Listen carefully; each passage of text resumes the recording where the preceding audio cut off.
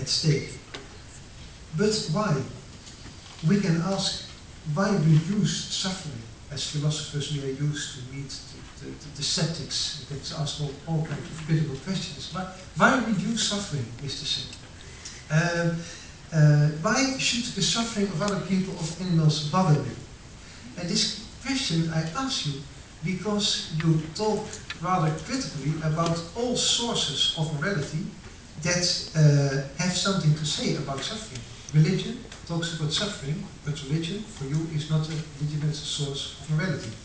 The idea of natural properties that human beings have is also often mobilized to condemn suffering, but it's not your line of thinking.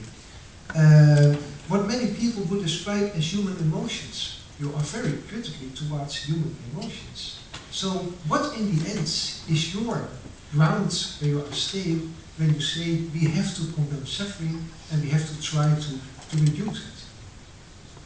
I'm not critical of human emotions as such. I mean, I think human emotions are vitally important. Emotions like sympathy, compassion, benevolence, I think they are an extremely important part of morality. What I'm critical of is the idea that we should base our morality only on our emotions.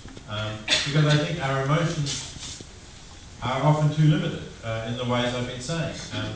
We have an emotional response. The reason my example of the child drowning in the pond works so well is you imagine yourself seeing this small helpless child and you have an emotional response to that child, and that's a good thing. But you don't have, if I tell you that there are 8 million children dying in the world from poverty-related causes, that doesn't produce an emotional response in the same way. It's a statistic, and it's too many for you really to grasp. And anyway, you can't see these children. So I think that shows that there's a problem with our emotions. Our emotions evolve because we live in small face-to-face societies. And so we have emotional responses to the people we see. We don't have emotional responses to people we don't see because for most of our evolutionary history, we didn't even know about them. If we did, we couldn't help them.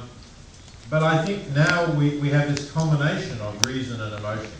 So we can use our reason to say, well, look, it would be wrong not to save this child here, but even though I don't have the same emotional response to a child who might be dying because they can't get basic health care in Malawi, let's say, nevertheless, that child's life is just as important as this child's life. So that's an application of reason, and that's why I think we need to use reason to supplement and in some cases to correct the emotional responses that we have. So my criticism of emotions as a base of morality is only if you try to think that they give you the whole picture, and I think they only give you a part of it. Yeah, so in the end, the philosophical